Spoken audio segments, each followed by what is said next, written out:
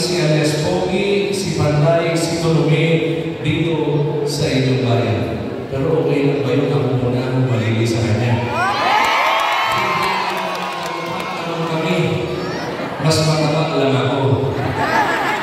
Dahil sa totoo lang, medyo napasarap kung ako'y nagpakasal.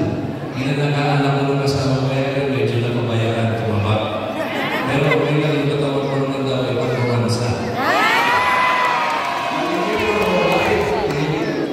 Pero sa totoo lang po, kami po yung nagpapasalamat. Unang-una, sa pagsuporta ninyo kay Senator Bong Revilla noong taong 2004, unang tumakbo siya, ginawa niyo siya, number 2 Senator.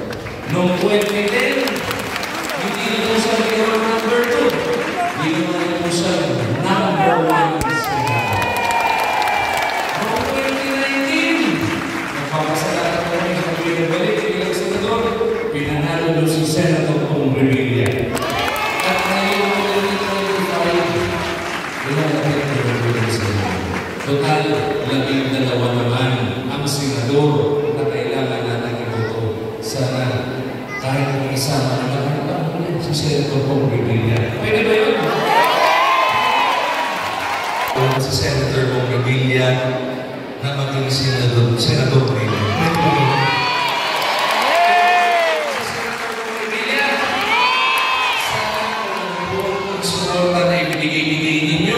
Kay Kong Wilter, kay Mayor Eric, at sa mga Vice Mayor, kay Board Member, sana naman din po yung suporta na ibigay ninyo sa isang Senator Bong Revilla Jr. Pwede po yun? Yay! Kahit isingin ko na lang, Bong Revilla po ang Senator ninyo na nakakaalala mo. At sinasabi ka na sa akin, Jolo, banggitin mo na ang mga taga Zamboanga, Sibugay, number 1 sa puso.